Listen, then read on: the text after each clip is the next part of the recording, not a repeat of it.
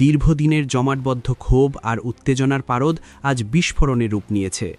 দখলদার ইসরায়েলি আগ্রাসনের বিরুদ্ধে ইরান শুরু করেছে এক নজিরবিহীন ও ভয়াবহ সামরিক অভিযান। এটি কেবল একটি হামলা নয়, বরং ইসরায়েলের অস্তিত্বের ওপর এক চরম আঘাত। ঠিক এই মুহূর্তে যখন আপনারা এই প্রতিবেদনটি দেখছেন, ইরানের ইসলামী বিপ্লবী গার্ড বাহিনী IRGC তাদের ব্যালিস্টিক মিসাইল এবং আত্মঘাতী ড্রোনের বিশাল বহর নিয়ে সরাসরি আঘাত হানছে ইসরায়েলি ও মার্কিন লক্ষ্যবস্তুগুলোতে। ইসরায়েল বরাবরই তাদের আয়রন ডোম বা অত্যাধুনিক আকাশ প্রতিরক্ষা ব্যবস্থা নিয়ে গর্ব করে আসত, কিন্তু ইরানি মিসাইলের ঝাঁক আজ সেই দম্ভকে মাটির সাথে মিশিয়ে দিয়েছে। জেরুজালেমের আকাশ এখন আগুনের গোলকায় ঢাকা। শত শত ইরানি ক্ষেপণাস্ত্র কোনো বাধা ছাড়াই সরাসরি আঘাত হানছে সামরিক স্থাপনাগুলোতে। তেল আবিব শহর আজ বিকট বিস্ফোরণে প্রকম্পিত। যেদিকে চোখ যায় শুধু কালো ধোঁয়ার কুণ্ডলী। এমনকি উত্তর ইসরায়েলের গ্যালিলি এলাকাতেও নিখুঁতভাবে আঘাত হেনেছে তেহরান। আন্তর্জাতিক গণমাধ্যমগুলো নিশ্চিত করেছে ইসরায়েলি ভূখণ্ড এখন এক জ্বলন্ত ধ্বংসস্তূপে পরিণত হয়েছে।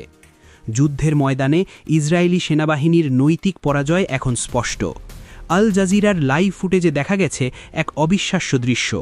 ইরানি হামলার সাইরেন বাজার সাথে সাথেই হাইফা বন্দর থেকে ইসরায়েলি সাবমেরিনগুলো প্রাণ ভয়ে গভীর সাগরের দিকে পালিয়ে যাচ্ছে। নিজেদের সবচেয়ে সুরক্ষিত নৌঘাটিও এখন তাদের কাছে অনিরাপদ। পুরো ইসরায়েল জুড়ে এখন কেবল সাইরেনের আর্তনাদ। হোম ফ্রন্ট কমান্ড সাধারণ নাগরিকদের দ্রুত আন্ডারগ্রাউন্ড বাংকারে আশ্রয় নেওয়ার নির্দেশ দিয়েছে। ইসরায়েলি বিমান বাহিনী আকাশে ওড়ার চেষ্টা করলেও ইরানি হাইপারসনিক মিসাইলের গতির কাছে তারা পুরোপুরি স্থবির ও অসহায় হয়ে পড়েছে।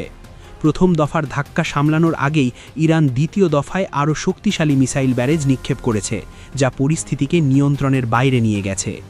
ইরানের এই প্রতিশোধের আগুন কেবল ইসরায়েলি সীমানায় সীমাবদ্ধ নেই। ইসরায়েলকে সরাসরি মদত দেওয়া মার্কিন বাহিনীও এখন ইরানের প্রধান লক্ষ্যবস্তু। পারস্য উপসাগরীয় অঞ্চলে আমেরিকার যে আধিপত্য ছিল তা আজ তাসের ঘরের মতো ভেঙে পড়েছে। বাহরাইন, যুক্তরাষ্ট্রের পঞ্চম ফ্লিটের সার্ভিস সেন্টারে আঘাত হেনেছে ইরানি ব্যালিস্টিক মিসাইল। মানামায় মার্কিন ঘাঁটির আশেপাশে বিস্ফোরণের শব্দে মাটি কেঁপে উঠছে। কাতার ও সংযুক্ত আরব আমিরাত, আবুধাবিতে অবস্থিত মার্কিন সামরিক স্থাপনাগুলো লক্ষ্য করে অবিরাম হামলা চালাচ্ছে তেহরান। কুয়েত, এখানেও মার্কিন ঘাঁটিগুলোতে একের পর এক বিস্ফোরণের খবর নিশ্চিত করেছে আন্তর্জাতিক সংবাদ মাধ্যমগুলো। আমেরিকা যে নিরাপত্তা বলয়ের অহংকার করত, ইরানের বহুমুখী আক্রমণে তা আজ চিরতরে ধূলিসাৎ হয়ে গেছে। নিজের সম্মান বাঁচাতে যুক্তরাষ্ট্র মরিয়া হয়ে দক্ষিণ ইরানের বন্দর আব্বাস এলাকায় বিমান হামলা চালিয়েছে, কিন্তু ইরান এই ধরনের সর্বাত্মক যুদ্ধের জন্য আগে থেকেই প্রস্তুত ছিল। আমেরিকার এই হঠকারী পদক্ষেপ পরিস্থিতিকে আরও কয়েক হাজার গুণ ভয়াবহ করে তুলেছে। এই যুদ্ধের দাবানল জ্বলে ওঠার পেছনে রয়েছে এক কাপুরুষোচিত চক্রান্ত। ইসরায়েল ও যুক্তরাষ্ট্র যৌথভাবে ইরানের সর্বোচ্চ নেতা আয়াতুল্লাহ আলী খামেনির দাপ্তরিক কার্যালয় লক্ষ্য করে হামলা চালিয়েছিল। তাদের উদ্দেশ্য ছিল শীর্ষ নেতৃত্বকে হত্যা করা। কিন্তু রয়টার্সের তথ্যমতে হামলার আগেই খামেনিকে অত্যন্ত নিরাপদ ও গোপন স্থানে সরিয়ে নেওয়া হয়েছে। নিজেদের সার্বভৌমত্ব এবং আধ্যাত্মিক নেতার উপর এই সরাসরি আঘাতের জবাব দিতেই ইরান আজ ইসরায়েল ও মার্কিন ঘাঁটিগুলোকে মৃত্যুপুরীতে পরিণত করেছে।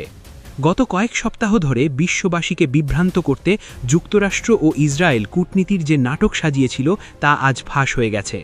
আলোচনার আড়ালে তারা মূলত ইরানে অতর্কিত হামলার প্রস্তুতি নিচ্ছিল, কিন্তু ইরান তাদের সেই প্রতারণার জবাব দিয়েছে রণক্ষেত্রে। গ্যালিলি থেকে জেরুজালেম, তেল আবিব থেকে বাহরাইন, কোথাও আজ দখলদার বাহিনী বা তাদের মিত্রদের জন্য নিরাপদ আশ্রয় অবশিষ্ট নেই। মধ্যপ্রাচ্য আজ এক ঐতিহাসিক সন্ধিক্ষণে দাঁড়িয়ে। ইরানের এই অভাবনীয় সামরিক শক্তি কি ইসরায়েলের অস্তিত্ব চিরতরে মুছে দেবে? উত্তর এখন সময়ের হাতে।